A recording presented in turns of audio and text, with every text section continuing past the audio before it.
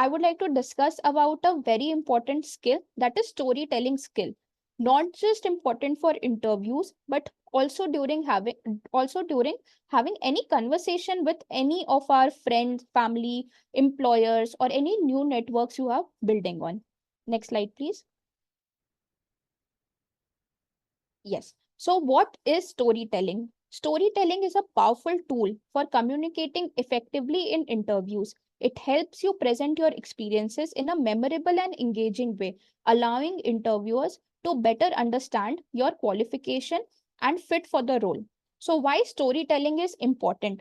Storytelling skills are also been widely used in different management colleges, as it is a very important skill which even like CEOs use and also freshers use to just keep their engagement very memorable.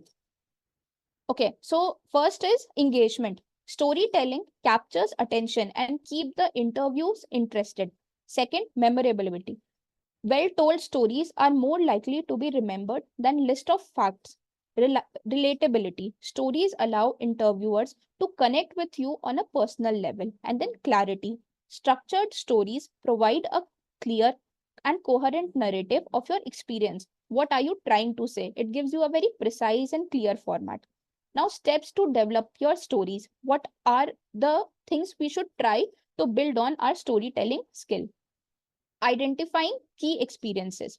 Reflect on your career and personal life to identify significant experience. Like, this is what I would like to share with everyone around me. This is what I have achieved, and I want people to know more, as it shows, as it just tells them what kind of a person I am, what kind of an employee I am, what kind of a personality I have.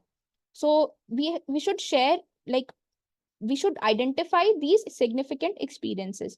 Then, any story which tells us about our skills, achievements, and growth.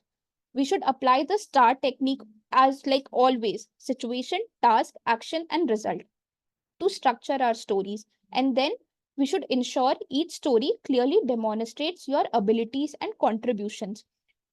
Practice saying the story out loud so that it helps you to be fluent and confident. It should not look that you are faking it or you are lying about this particular story, but be very clear with it. And also, we should tell the story to our friends, mentors, like colleagues, to so that we can take their feedback and refine our own delivery. Now